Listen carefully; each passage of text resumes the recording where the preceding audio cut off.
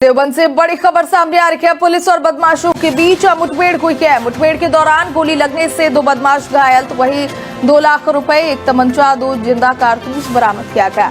एक खोखा कारतूस, एक मस्कट, एक जिंदा कारतूस बरामद किया गया। घायल बदमाशों को अस्पताल में भर्ती कराया गया।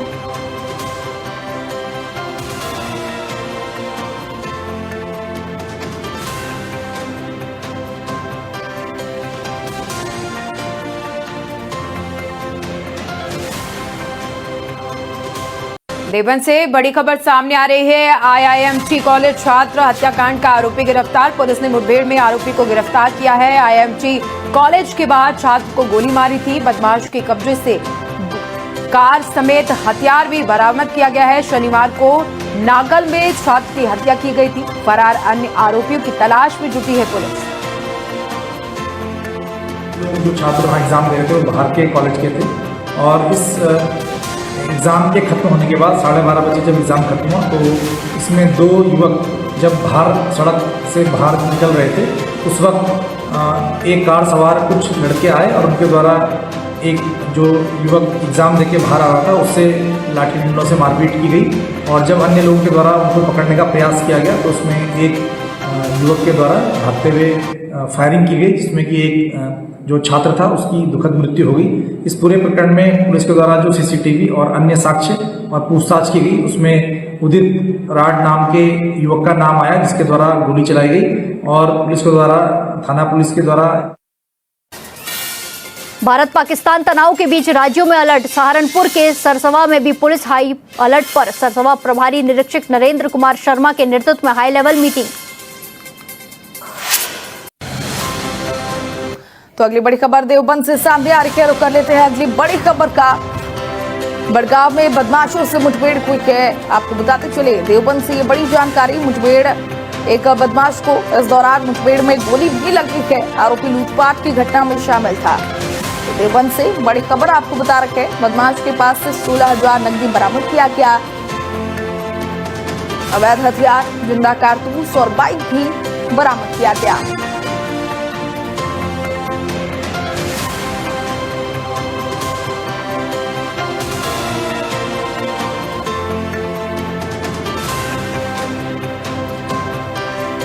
देवबंद से बड़ी खबर। आरोपी लूटपाट की घटना में शामिल था। बड़गांव में बदमाशों से मुठभेड़ हुई है। बदमाश के पास से 16,000 नकदी बरामद किया गया।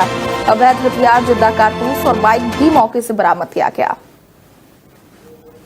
बहुत बड़ा वहां पे कंटोनमेंट है, इनके आर्म्स डंप हैं, इनके मिसाइल डंप है वहां पे, और सियालकोट पाकिस्तान के लिए बहुत बड़ी खबर। पाकिस्तान घुस गई भारतीय सेना। ये अज्ञात बॉर्डर पर पाकिस्तान के भीतर दाखिल हो गई भारतीय सेना। और देखिए मेजर गौरव आर्या को, ये इसका मतलब समझिए ये क्या है। ये अब पराक्रम का वो प्रदर्शन है जिसकी ताव झेल नहीं पाएगा पाकिस्तान। अज्ञात बॉर्डर पर कहा जा रहा है कि भारत की सेना, भारत की आर्मी घुस गई है। अभी तक तो कहा जा रहा था कि सिर्फ एयरफोर्स अटैक कर रहा है, लेकिन अब भारत की आर्मी घुस गई है। मेजर गौरव आर्या, एक बार नेवी बीच में आके कराची पोर्ट पे आग लगा दे, मजा आ जाएगा। एक बार नेवी वाले आप भी जरा अपना इसमें हिस्सा डालो। आर्मी अंदर घुस गई है पाकिस्तान में। आईएनएस विक्रांत है, वहां से करिए 15-20 BrahMos fire, set fire to the Karachi port. आग लगा दो, कराची में फूंक डालो पूरे शहर। मेजर गौरव आर्या, क्या आपको लग रहा है पाकिस्तान का नक्शा बहुत बुरी तरह बिगड़ने वाला आज रात? मैं बता रहा हूं, आज की रात देखना कयामत की रात है पाकिस्तानियों। सो मत जाना, आज की रात को कयामत की रात है। तुम्हारे सर पे मौत का नंगा नाच हो रहा है। नहीं, सो जाओ लेकिन एक आंख खुली रखना। हाँ, नहीं, पाकिस्तान के जितने बच्चे आज घर पे अपना मैप बनाने का प्रैक्टिस कर रहे हैं, आज बार रुक जाओ बेटा, आज बार रुक जाओ, या 2-3 दिन और रुक जाओ। तुम्हें मैप फिर से सीखना पड़ेगा। ऐसी स्थिति बन रही है। मीरा जी आपको जोड़ना चाह रही है। सुशांत जी, बहुत बहुत अभिनंदन। भारत माता की जय। ये ललकार के साथ जय हो गया। जैसे अभी मेजर गौरव आर्या सर भी बोल रहे थे कि जैसे ही हमारा आईएनएस विक्रांत से हो, बाकी बचे होंगे जो F-16 उन्होंने वहां पे ग्वादर में डाल रखे। अरे मीरा जी, आप कह रही थी S-400 का मिसाइल बड़ा महंगा आता है, ड्रोन पे क्यों खर्च करना? अरे भाई, भारत कह रहा है खुला खर्च करो, इनको कंगाल कर देना है, उसके लिए सोचने की जरूरत नहीं है। जी, हमारा जो रंजीत सिंह का लाहौर है वो बहुत जल्दी वापस हमें मिलने वाला है। बस कुछ गिनती के समय बचे हुए हैं और ये खुशी अभी सभी पूरे भारतीयों पे बहुत जल्दी दिखने वाली है। बस जैसा आपने वही कहा कि हम सब ये प्रार्थना करें कि हमारे जो योद्धा आज ग्राउंड पे भी उतरे हैं, ईश्वर उनकी पूरी तरीके से रक्षा करे ताकि ये जो काम लेके निकले उसमें सफलता से वापस भी आ सके। मैं दो चीजें यहां जोड़ना चाहता हूं, तीन चीजें इनफैक्ट, कि इस वक्त देश में नरेंद्र मोदी का जो नेतृत्व है, आपको उसको यहां पर चर्चा में लाना होगा। अनप्रेसिडेंटेड कि इस तरह का निर्णय लेना कि बॉस ठोक दो, घुस के ठोक दो, और ऐसी दुनिया में जहां नरेंद्र मोदी ने दुनिया को कहा कि ये युद्ध का नहीं बुद्ध का समय है, लेकिन इसका मतलब ये थोड़ी है कि सब बर्दाश्त करेंगे। बर्दाश्त की सीमा होती है। नरेंद्र मोदी ने टारगेट रखा हुआ था 2047। आप सोचिए कि नरेंद्र मोदी ने उससे भी कॉम्प्रोमाइज किया कि चल यार 2-4 साल एक्स्ट्रा लगेंगे भारत को तीसरी सबसे बड़ी अर्थव्यवस्था बनाने में या बहुत बड़ी इकोनॉमी बनाने में, लेकिन ये सब नहीं चलेगा। पहली चीज ये, पिछले 10 साल उस आदमी को आपको मानना पड़ेगा भाई। 10 साल भारत की सेना ने जिस तरह से हथियार बनाए हैं, जिस तरह से हथियार खरीदे हैं, आज उसकी ताकत दिख रही है मेजर गौरव आर्या। बिल्कुल अनप्रेसिडेंटेड है। मैंने पिछले, खासतौर से पिछले 7-8 साल में, 10 साल में से पिछले 7-8 साल में जितनी मैंने हथियार की खरीदारी देखी है, मैंने जीवन में नहीं देखी। हर तीसरे दिन अनाउंस, इतने हजार करोड़ का ये, इतने हजार करोड़ का ये, हथियारों का इन्होंने अंबार लगा दिया। और ये भी बात है कि 60-70% अब मेक इन इंडिया भी हो रहा है। अभी सर आकाश ने ठोका है, आकाश ने ठोका है जो अपना स्वनिर्मित है। तो आप देखिए ये बड़ी चीज जो है वो इस वक्त हुई है, लेकिन नरेंद्र मोदी का ये निर्णय लेना कि हम ये करेंगे, ये अपने आप में अनप्रेसिडेंटेड है। और लाहौर से इस्लामाबाद तक। वहीं यूपी में लगातार योगी फोर्स का एक्शन जारी है, जहां योगी फोर्स ने 2 जगहों पर एनकाउंटर किए हैं। पिछले 12 घंटों में 2 एनकाउंटर एक्शन जारी। आगरा और देवबंद में पुलिस और बदमाशों की मुठभेड़ हुई है। पुलिस ने बदमाशों को गिरफ्तार कर जेल भेजा है। तो ये बड़ी जानकारी। लगातार उत्तर प्रदेश में अपराधियों पर नकेल कसने की जो कार्रवाई है वो की जा रही है।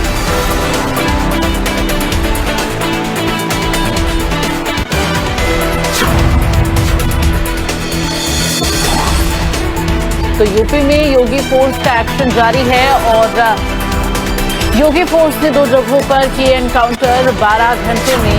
आपको बता दें पिछले 12 घंटे में लगातार ताबड़तोड़ एनकाउंटर किए जा रहे हैं, अपराधियों की धरपकड़ की जा रही है। तो देवबंद और आगरा में पुलिस और बदमाशों के बीच मुठभेड़ हुई है। पिछले 12 घंटे में 2 एनकाउंटर किए गए, एक्शन लगातार जारी है। आगरा और देवबंद में पुलिस और बदमाशों के बीच मुठभेड़ हुई है। आगरा और देवबंद में पुलिस और बदमाशों के बीच मुठभेड़ हुई है। लगातार एक्शन जो है वो जारी है। तो उत्तर प्रदेश के 2 जगहों पर आगरा और देवबंद जहां पर मुठभेड़ हुई है पुलिस और बदमाशों के बीच, 2 तस्वीरें आपको दिखाते हैं आगरा और देवबंद की, जहां पर पुलिस और बदमाशों के बीच मुठभेड़ हुई है। उत्तर प्रदेश में अपराधियों की अब खैर नहीं है। आगरा और देवबंद की ये तस्वीरें हैं जहां पर एनकाउंटर हुआ और अपराधियों की धरपकड़ लगातार की जा रही है। तो देवबंद में 2 आरोपी गिरफ्तार हुए हैं, तो वहीं आगरा में एक बदमाश पुलिस के हत्थे चढ़ा है।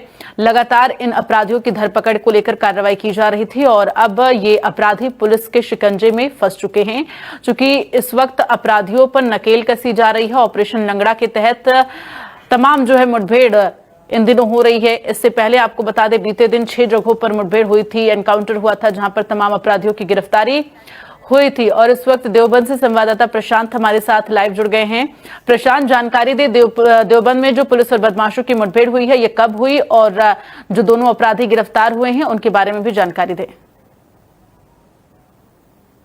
जो थाना जो कोतवाली क्षेत्र का गांव पड़ता है फुलास अकबर के रात वहां पर पुलिस और 2 कस्बों के बीच मुठभेड़ हुई है। पुलिस को सूचना मिली कि 2 से 4 गोकस एक तो गाय कहीं ना कहीं हत्या करना चाह रहे हैं, उसकी गोकसी कर रहे हैं। इसके बाद पुलिस घेराबंदी करती है और आरोपियों को जैसे ही पुलिस ललकारती है तो उन पर फायरिंग की जाती है।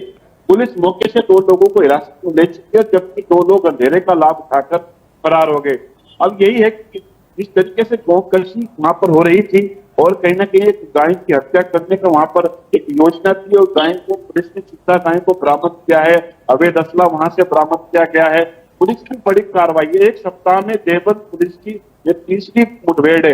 लगातार अपराधियों पर इस तरीके से पुलिस, योगी की पुलिस काल बनकर टूट रही है, इससे कहीं ना कहीं अपराधियों से समझ तो टूटे के साथ साथ अपराध में भारी कमी आई है। लेकिन इस तरीके से कसी अगर वहां पर क्षेत्र हिंदू बहुल क्षेत्र भी था, अगर वहां इस चीज की लोकल के लोगों को पता लग जाती तो बड़ा बवाल भी हो सकता था। लेकिन बड़ी ही सूझबूझ से यहाँ पर घेराबंदी की और आरोपियों को गिरफ्तार किया। जो फरार दो आरोपी हैं उनकी लगातार तलाश पुलिस कर रही है और शायद उनको भी आने वाले समय में 1 या 2 दिन में गिरफ्तार किया जाए। लेकिन पुलिस ने सभी आरोपियों के पास से तमंचे और जो कटान के सामान होता है, पशु कटान का, वो बरामद किया गया है। कारतूस बरामद किए तो कहीं ना कहीं पूरी तैयार। चलिए, तमाम जानकारी के लिए प्रशांत बहुत बहुत धन्यवाद आपका। और अब बढ़ते हैं अगली खबर की ओर। देवबंद थाना बड़गांव क्षेत्र के कल्ला नेहड़ी मार्ग पर देर रात बड़गांव पुलिस और ईंट भट्टे की मुनीम से लूट करने वाले बदमाशों के बीच मुठभेड़ हो गई। बाइक सवार बदमाशों ने पुलिस टीम पर फायरिंग की, जिसके जवाब में पुलिस ने भी कार्रवाई की। मुठभेड़ में 2 बदमाश घायल भी हो गए, जिनकी पहचान गोटू पुत्र पप्पू निवासी सम्मल हेड़ी और अंशुल पुत्र ऋषिपाल निवासी सुबरी के रूप में हुई है। दोनों को घायल अवस्था में इलाज के लिए अस्पताल में भर्ती कराया गया है। बदमाशों के पास से लूट के 2 लाख रुपए, 1 तमंचा, 2 जिंदा कारतूस, 1 खोखा कारतूस या अन्य हथियार भी बरामद हुए हैं। घटना की सूचना मिलते ही वरिष्ठ पुलिस अधिकारी मौके पर पहुंचे और स्थिति का जायजा लिया। फिलहाल दोनों बदमाशों से लगातार पूछताछ जारी है।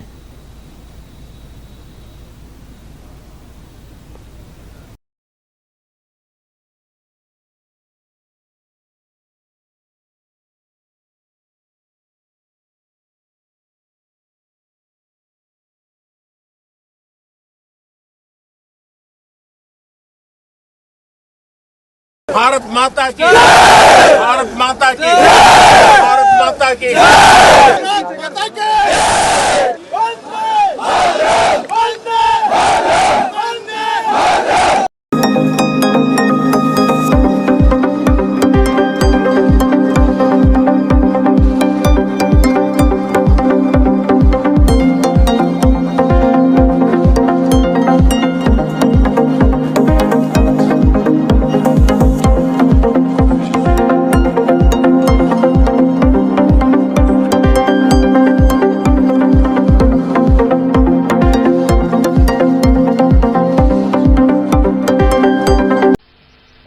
Following that, as you know, there will be a briefing by my colleagues from the military.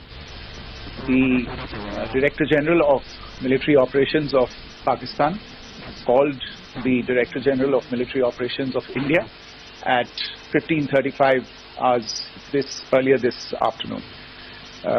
It was agreed between them that both sides would stop all firing and military action on land and in the air and sea with effect from 1700 hours Indian Standard Time today. Instructions have been given on both sides to give effect to this understanding. The Directors General of Military Operations will talk again on the 12th of May at 1200 hours. Thank you.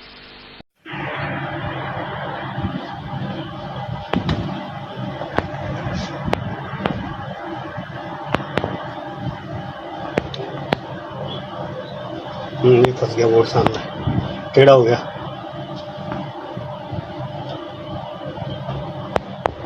अभी चढ़ गया ऊपर, बगल से करता ना सही तो हो जाता। अभी ऊपर चढ़ा ना, वो देखो ये गिरा।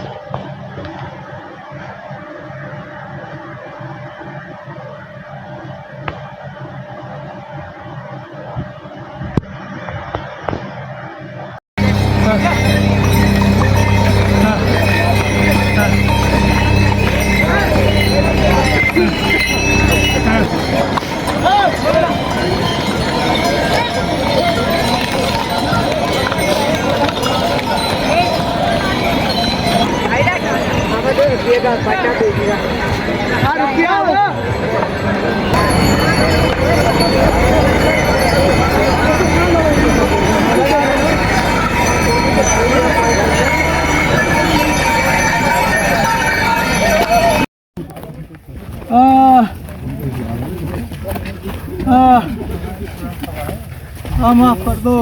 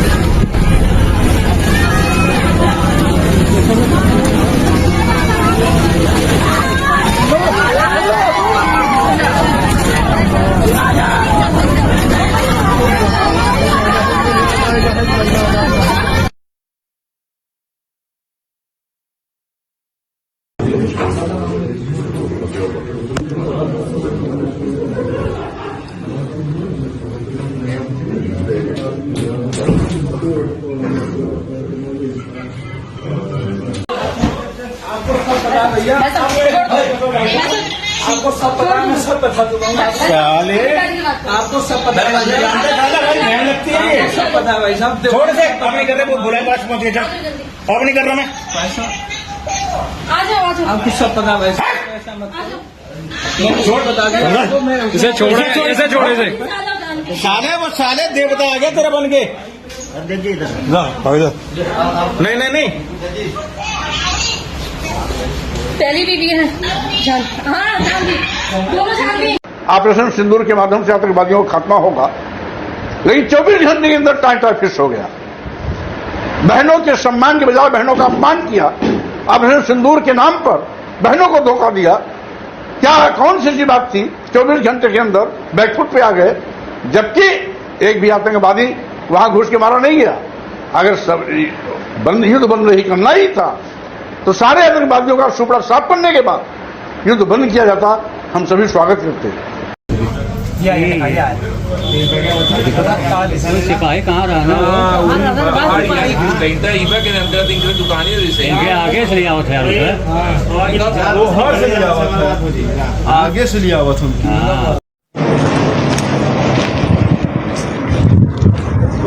आपको साइड में वो जो उनको बताना होगा तो बाकी वर्दी वाले रहने दो, आप सब पीछे हो जाओ ना। कितना इधर आ रहा है वर्दी, तो पीछे हो जाओ, थोड़ा पीछे निकल जा। हाँ अब ये सारा बंदों पे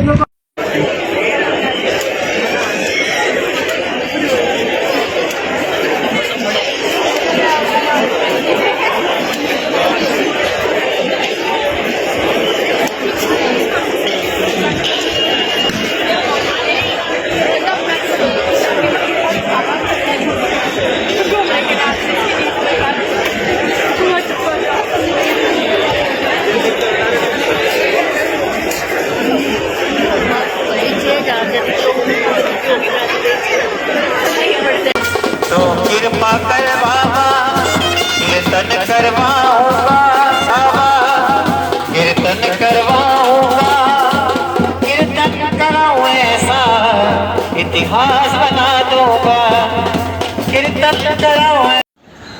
नेशनल हाईवे अपडेट्स देखने वाले तमाम दोस्तों को मेरी तरफ से प्यार भरा सलाम। मैं हूं आपका मेज़बान ताहिरबान हाली।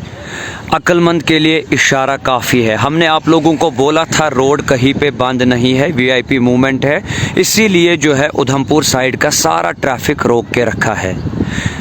अब फ़िलहाल 20 मिनट पहले चंद्रकूट से बड़ी गाड़ियों को श्रीनगर की ओर आने की इजाज़त दी गई है। अब जो उसके बाद नाके हैं उन सब जगहों से भी गाड़ियों को धीरे धीरे करके श्रीनगर की ओर आने की इजाज़त दी जाएगी। अब आप लोग पूछोगे रोड बिल्कुल खाली क्यों है? क्योंकि कल आप लोगों को पता है बहुत सारे लोग अफरा तफरी के माहौल में थे। कुछ लोग जम्मू से श्रीनगर भाग के आ गए, कुछ लोग श्रीनगर से जम्मू की तरफ भाग गए। चलिए बहरहाल अब लोग कम से कम 5 दिन अपने अपने घरों में आराम करेंगे, इसीलिए जो है रोड बिल्कुल खाली खाली है।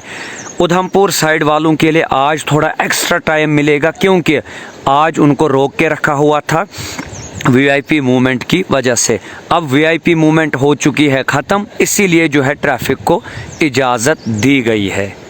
के प्रोजेक्ट हैं, एक 4 लेन हाईवे है और दूसरा और बाकी 2 रेलवे की लाइंस हैं।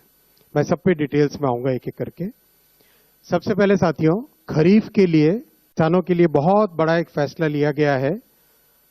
आप सब जानते हैं कि खरीफ की फसल में जिस तरह से पिछले 10-11 वर्षों में मैसिव वृद्धि की गई है एमएसपी की, उसी कड़ी में सीएसीपी की रिपोर्ट पर 2025-26 के खरीफ मार्केटिंग सीजन के लिए आज कैबिनेट में एमएसपी अप्रूव हुआ है। टोटल अमाउंट इसका 2,07,000 करोड़ के आसपास का एस्टिमेट किया गया है। और जैसा कि प्रधानमंत्री श्री नरेंद्र मोदी जी ने प्रतिबद्धता दिखाई है किसानों को उनकी कॉस्ट के ऊपर 50% मिनिमम मार्जिन मिले, कम से कम मार्जिन मिले, उसका ध्यान रखा गया है। तो जितने भी क्रॉप्स हैं हर एक क्रॉप के लिए कॉस्ट से 50% अधिक, कॉस्ट प्लस 50%, इस चीज का ध्यान रखा गया है। सीएसीपी अपना एक बहुत ही कॉम्प्रिहेंसिव स्टडी करता है, जैसा कि आप सब जानते हैं। डिमांड एंड सप्लाई सिचुएशन देखते हैं, ओवरऑल ग्लोबल प्राइसेस देखते हैं, भारत में कॉस्ट कितनी आती है उस सबको देखते हैं। इन सब को देख के रिकमेंडेशन करते हैं। ये इंडिविजुअल क्रॉप्स की एमएसपी है, 3 भाग में है। पहला भाग है सीरियल्स यानी फूड ग्रेन्स, उसमें पैडी, ज्वार, बाजरा, रागी और मेज, इन सब की एमएसपी आपके सामने है। आप सब जगह देखेंगे जो कॉस्ट है, कॉस्ट ऑफ प्रोडक्शन है, और उसके बेसिस पे एमएसपी, कॉस्ट के ऊपर एमएसपी कितना है वो लास्ट कॉलम बहुत इंपॉर्टेंट है। कम से कम 50%, कुछ केसेस में 63%, कहीं पे 59% over and above the cost. ये बहुत ही इंपॉर्टेंट पॉइंट है। और ऐसा कि ऐसा फिनोमिनन पल्सेस और फाइबर क्रॉप्स में भी है, जहां पर क्रॉप्स लिए गए हैं तूर, मूंग, उड़द और कॉटन। इनमें भी कॉस्ट प्लस 50%, कम से कम 59% है, कहीं पे 53% है, मिनिमम 50% तो कॉस्ट से अधिक है ही है। तीसरा ग्रुप है क्रॉप्स का, ये है ऑयल सीड्स। ऑयल सीड्स में groundnut, sunflower seed, soybean yellow, sesame seed और नाइजर सीड, इन सब में भी कॉस्ट प्लस 50% का पूरा ध्यान रखा गया है। बहुत महत्वपूर्ण साथियों, क्योंकि किसानों को उनकी उपज का एक उचित मूल्य मिले, इसके लिए मोदी सरकार प्रतिबद्ध है और 10 वर्षों में इस प्रतिबद्धता को बहुत अच्छे तरीके से डेमोन्स्ट्रेट किया है। अगर हम तब गांव गांव मचा है बवाल, लोग पूछ रहे हैं सवाल। अब प्रधान जी से होंगे तीखे सवाल, कहीं विकास सिर्फ कागजों में तो नहीं, क्या योजनाओं का हकदार जनता बनी या प्रधान जी का परिवार? निष्पक्ष खबर पर जल्द आ रहा है एक बड़ा धमाका, गांव की सरकार। सवालों का सामना हम दिखाएंगे पंचायत चुनाव 2026 से पहले एक खास कार्यक्रम, गांव की सरकार, बहुत जल्द सिर्फ निष्पक्ष खबर पर। मुख्य संपादक प्रशांत त्यागी के साथ हर गांव से हर पंचायत तक की सच्चाई। एडीएम साहब ऐप से जरूर पूछ लेना। और आप लोगों के बीच में कह रहा हूं ये बात मुझे बतानी पड़ेगी। उन्होंने मेरे से एक बात ये कही फोन पे कि ठाकुर साहब इस जनपद में आपके बहुत विरोधी हैं, बहुत विरोधी हैं आपके। हमने कहा विपरीत परिस्थितियों में चलने की हम लोगों को आदत है। विरोध में तो हमारा जी लगे ये भी बताने का काम करें कि हमारे विरोध में फोन किस चीज के आए, बताने का काम करें कि हमारे विरोधी हैं कौन। अगर इतने बड़े प्रशासनिक अधिकारी को ये पता लगा कि जनपद में हमारे विरोधी है, तो मैं इस जनपद के आदरणीय अपने एसएसपी साहब से भी कहूंगा कि वो मेरी सुरक्षा बढ़ाएं, ऐसा ना हो विरोधी मुझे मारने का काम भी करे। किसान मजदूर संगठन